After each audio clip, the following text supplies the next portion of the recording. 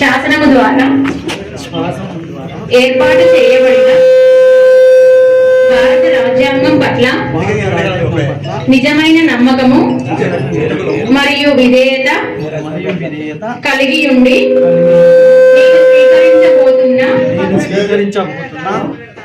విధిని నమ్మకముగా నిర్వహించదగనని భగవంతుని పేర సత్యానిష్టతో ప్రమాణం చేయుచున్నాను.